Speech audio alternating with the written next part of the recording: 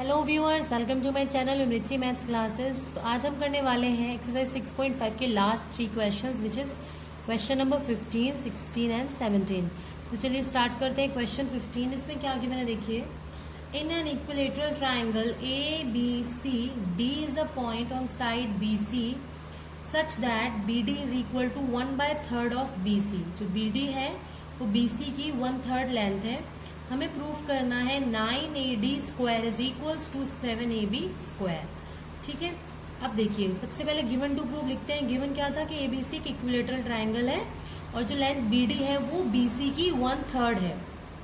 Proof करना है 9AD² is equals to 7AB²। अब हम क्या करेंगे, एक परपेंडिकुलर ड्रॉ करेंगे, बिकॉज स्क्वायर वाली टर्म में जाना है तो 90 डिग्री एंगल होगा तभी तो पाइथागोरस थ्योरम यूज कर पाएंगे। तो हमने कंस्ट्रक्शन की कि AE परपेंडिकुलर डाला BC पे और साइड्स को मैंने अज्यूम कर लिया है A। ठीक है, अब देखो आगे क्या है।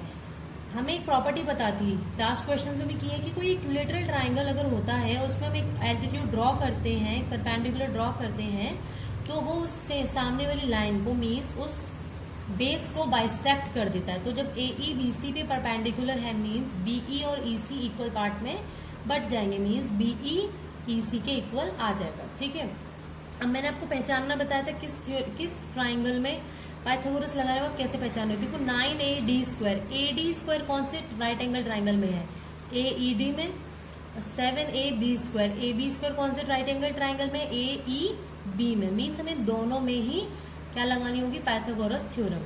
तो सबसे पहले हम लगाएंगे, किसी भी एक में लगा सकते हैं हम। सबसे पहले हम लगा रहे हैं इन ट्राइंगल AED में।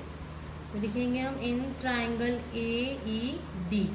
AED में, क्योंकि ये 90 है तो 90 के सामने वाली हाइपोटेनियस होती है और फॉर्मूला होता है बाय पाइथागोरस थ्योरम। हम लिखेंगे बाय पाइथागोरस थ्योरम AD का square is equals to AE का स्क्वायर प्लस DE का स्क्वायर।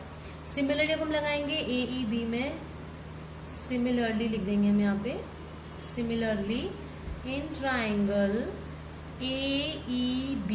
AEB में क्या होगा, देखो किसका स्क्वायर, AB का स्क्वायर इज इक्वल टू होगा AE का स्क्वायर प्लस BE का स्क्वायर। अब हम क्या करते हैं, दोनों में AE कॉमन है तो क्यों ना हम AE की वैल्यू दोनों इक्वेशन से निकाल के उनको इकट्ठे लिख दें। तो ये आएगा AD² minus DE² is equals to AE², और यहाँ से AE² की वैल्यू क्या आएगी, AB² minus BE² is equals to AE²। Equation 1 equation 2, अब आप दोनों देखेंगे इक्वेशन 1 और 2 में राइट हैंड साइड क्योंकि सेम है तो लेफ्ट हैंड साइड भी इसका क्या आएगा, सेम आएगा, है ना। तो फ्रॉम इक्वेशन 1 एंड 2 क्या वैल्यू आ गई आपके पास कि AD² minus DE² is equal to AB² minus BE²। अब ध्यान देना, क्वेश्चन में आपको सिर्फ AD और AB चाहिए, लेकिन आपके पास एक्स्ट्रा क्या आ गया, ये DE BE है ना। अब ये DE और BE को अगर मैं BC की टर्म में ले आऊं, BC की टर्म में मैं क्यों कह रही हूँ, क्योंकि ध्यान देना AB और BC दोनों आपस में क्या है, सेम है। ठीक है, मैंने A इसीलिए माना था कि मैं AB और अगर AB को चाहूँ तो मैं A से रिप्लेस कर सकती हूँ। मैं यहाँ पे चाहूँ तो A से रिप्लेस कर दूँ, फिर मैं BC में भी A यूज करूंगी, मेरा काम हो सकता है। आप चाहो तो जैसे मर्जी कर सकते हो। तो मैंने ये लिख दिया। अब आपको तो समझ में आ गया होगा कि मैं BE और DE को BC से क्यों रिप्लेस करने वाली हूँ, ताकि BC की जगह में AB पुट कर पाऊँ, पूरा क्वेश्चन AB और AD के फॉर्म में आ जाए। अब ध्यान देना, क्वेश्चन में गिवन था आपको कि BD is 1/3 of BC, right. यानी कि 3 को यहाँ मल्टीप्लाई कर दे तो 3BD is equals to BC के है ना। अब ध्यान देना, BC जो है वो किससे मिलके बना है, BE प्लस EC से, BE प्लस EC से, है ना। अब इसमें मैं क्या पुट कर सकती हूँ वैल्यू, आप बताएंगे मुझे। कैलकुलेशन इजी करने के लिए मैं BC को A लिख लेती हूँ, ठीक है। तो यानी कि जो थ्राइस ऑफ BD है वो A के इक्वल है, या फिर आप ये कह सकते हैं यहाँ से कि BD की वैल्यू, जो BD की वैल्यू है वो थी A/3।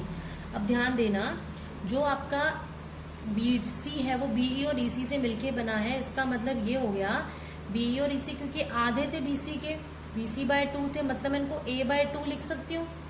अब आपको किस किस वैल्यू को चाहिए थी रिक्वायरमेंट, बीई की और डीई की। बीई तो मिल गया आपको a/2, अब बचा क्या डीई।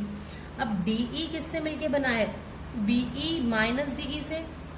बीई मिलके बना है हमारा बीई माइनस बीडी से। अब बीई की वैल्यू क्या है a/2 माइनस बीडी की वैल्यू क्या है a/3।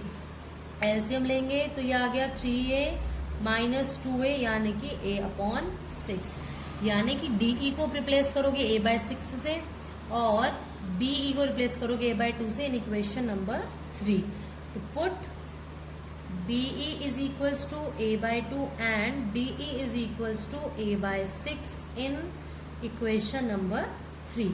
इक्वेशन 3 में पुट करो, देखो AD square minus DE square means a/6 का square is equals to AB को भी चाहो तो a लिख सकते हो क्योंकि हमने सारी साइड्स को a माना है, माइनस BE स्क्वायर, BE कितना है a/2 का स्क्वायर। पूरा क्वेश्चन एक ही फॉर्म में आ गया ना, और a क्या था हमारा, तीनों साइड्स थी, तो मतलब मैं a को ab से रिप्लेस कर सकती हूँ, इसलिए मैंने ऐसा किया।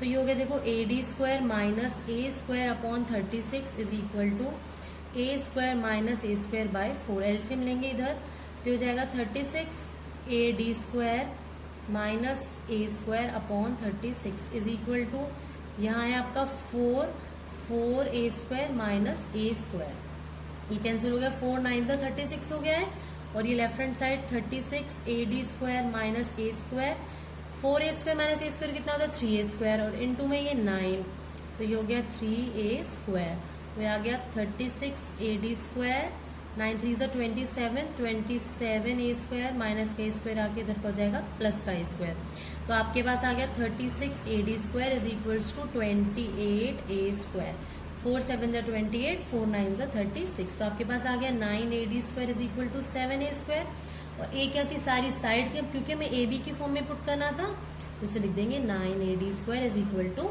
7AB square. फटाफट से देख लेंगे एक बार, हमने क्या किया, दो ट्राइंगल पहचाने जिनमें हमें पाइथागोरस निकालनी थी, हमने लगा दिया, फिर देखा दोनों में AE कॉमन है जिसकी रिक्वायरमेंट हमें नहीं है। AE को खत्म करने के लिए हमने क्या किया, A की इक्वल में दोनों वैल्यू लिखी और दोनों को इक्वेट कर दिया। उसके बाद क्या किया, हमें गिवन था BD is equal to 1/3 of BC, मैंने BC को लेट किया A, तो BD की वैल्यू होगी a/3।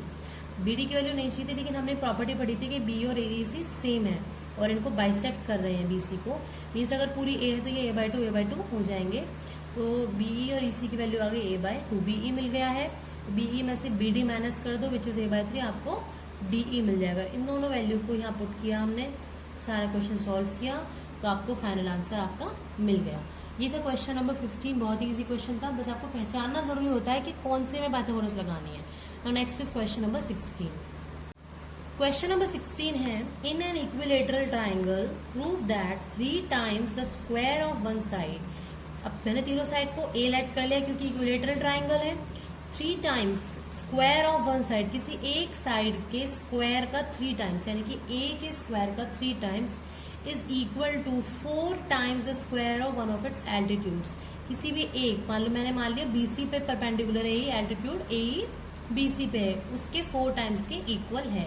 अब इसमें तो सोचने की जरूरत ही नहीं है, दो यही है ना ट्राइंगल जिसमें पाइथागोरस थ्योरम लग रही है। तो देखो सबसे पहले लगा ली मैंने, मान लो इन ट्राइंगल AEB, तो क्या आ गया आपके पास AB square plus BE square, sorry मैंने उल्टा लगा दी, AB हाइपोटेनस है ना, तो AB square is equal to BE square plus AE square. अब ध्यान देना AB आपका A है, A स्क्वायर हो जाएगा, BE जो है अभी प्रॉपर्टी पढ़ी थी हमने, कोई परपेंडिकुलर इक्विलेटरल ट्राइंगल में इसको बाइसेक्ट करता है, अगर ये A है तो BE कितना हो जाएगा a/2, BE आपका हो गया a/2 का square plus AE as it is AE का स्क्वायर। अब रीजन लिख देंगे बिकॉज BE जो है वो BC का हाफ है। बस करना क्या है, एलसीएम ले लेंगे, a square by 4 plus AE square, LCM लिया हमने तो इधर आ गया आपका, ये चाहो तो इसको इधर ले आओ, a स्क्वायर बाय 4 को, यहाँ आपका बच गया सिर्फ AE स्क्वायर, तो ये आ गया एलसीएम लेने पे 4a square minus a square upon 4 is equal to AE square, 4a minus a square हो गया आपका 3a स्क्वायर, और क्रॉस मल्टीप्लाई करने पे 4 आ गया यहाँ पे, तो आपका आंसर आ गया 3a square is equals to 4AE। था ना इजी, आप चाहते तो इस साइड से भी कर सकते थे तो भी आंसर सेम आता, क्योंकि EC भी आपका a/2 है, AC की वैल्यू a है। तो किसी भी ट्राइंगल को पहचानना ही जरूरी है कि हम किस में पाइथागोरस थ्योरम अप्लाई करने वाले हैं। यहाँ हम किसी में भी कर सकते थे। लास्ट क्वेश्चन में देखा AD स्क्वायर AB स्क्वायर, तो हमने वो दोनों क्वेश्चन फाइंड आउट किए। The last question is take the correct answer in triangle ABC। अगर AB आपको 6√3 सेंटीमीटर दिया हुआ है, AC 12 और BC 6, एंगल B इज। अब एक काम करते हैं ना, पाइथागोरस थ्योरम वाला चैप्टर है तो तीनों को देख लेते हैं क्या ये पाइथागोरस सेटिस्फाई कर रहा है या नहीं। तीनों का स्क्वायर करो। AB स्क्वायर इज 6√3 का स्क्वायर, यानी कि 6 का स्क्वायर इज 36 और √3 का स्क्वायर इज 3, तो कितना हो गया 108। AC का स्क्वायर कितना होगा 12 का स्क्वायर, यानी कि वो होता है 144। ये 20 तक तो आप मुंह जुबानी याद रखो, टाइम सेव होता है इसमें। 6 का स्क्वायर 36। अब सबसे बिग वैल्यू ये है, अगर इसका जो ये वैल्यू है इन दोनों के सम के इक्वल आ गई तो काम बन जाएगा। और हम देखते हैं कि 108 + 36 144 होता है। देयरफॉर जो आपका AC स्क्वायर था वो AB स्क्वायर + BC स्क्वायर के इक्वल आ गया है। मीन्स कौन सी थ्योरम सेटिस्फाई करता है Pythagoras. Therefore by converse of Pythagoras theorem आपका जो एंगल B है वो कितना हो जाएगा 90 degree. So option C is correct option. तो ये था क्वेश्चन नंबर 17। इसी के साथ आपका चैप्टर 6 खत्म। अब नेक्स्ट वीडियो में हम स्टार्ट करेंगे next chapter, that is coordinate geometry, जो कि बहुत ही इंटरेस्टिंग चैप्टर है, आपको करने में बहुत मजा आएगा, बहुत ही इजी चैप्टर भी है। एक टफ चैप्टर के बाद अब एक इजी चैप्टर हो जाए, तो अच्छे से प्रैक्टिस कर दीजिए इस चैप्टर की। जो डाउट हो कमेंट सेक्शन में कमेंट करके पूछिए। तो मिलते हैं नेक्स्ट वीडियो में नेक्स्ट चैप्टर के साथ। तब तक keep watching, take care, bye bye.